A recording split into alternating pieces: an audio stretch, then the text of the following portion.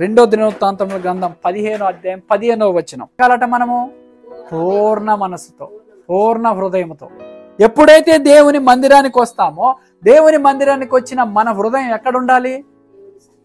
దేవుని సన్నిధిలోనే ఉండాలి. అందుకే ఇక్కడ వారు ఎలాగెతికారంటే పూర్ణ హృదయంతో, పూర్ణ మనసుతో, పూర్ణ ఆత్మతో దేవుని సన్నిధిని వెతకడం ప్రారంభించారు. ఎప్పుడైతే వాళ్ళు అలాగా ప్రారంభించారో వాళ్ళ చుట్టుపక్కల ఉన్నటువంటి దేశాలతో వారికి నెమ్మది, సమాధానం కలిగింది. ఈ రోజున దేవుని సన్నిధిలో మనం ఎప్పుడైతే ఆయన వెతకడం మొదలు పెడతామో మన కుటుంబంలో కూడా ఏముంటది?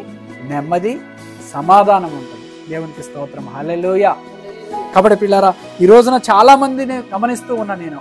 వాళ్ళకి ఈ డబ్బు లేదా అంటే డబ్బు ఉంది, ఆస్తి లేదా అంటే ఉంది, అన్నీ ఉన్నాయి. కానీ లేనిది ఏంటిదయ్యా? నెమ్మది లేదు, సమాధానం లేదు. ఒకరితో ఒకరికి సమాధానం ఉండదు, ఇంట్లో నెమ్మది ఉండదు.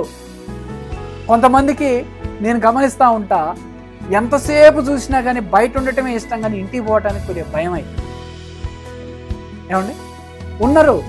ఎందుకంటే నేను ఇప్పుడు ఇక్కడ నిలబడి చెప్తున్నా, నాకు ఇంటికి పోవటమే ఇష్టం. దేవునికి స్తోత్రం, హల్లెలూయా. ఇంటికి పోవటమే ఇష్టం, ఇంటికాడ ఉండటమే ఇష్టం, వాళ్ళతో ఉండటమే. ఈరోజు నా స్టేటస్లు మీరు చూస్తారో లేదో, నేను ఎక్కడుండే ఏం ఉండవు, ఉన్నాయి నా కుటుంబంతో ఉన్నాయే ఉంటాయి. దేవునికి స్తోత్రం, హల్లెలూయా. ఎందుకంటే వాళ్ళే నాకు ప్రాముఖ్యం, వాళ్ళతో నాకున్న.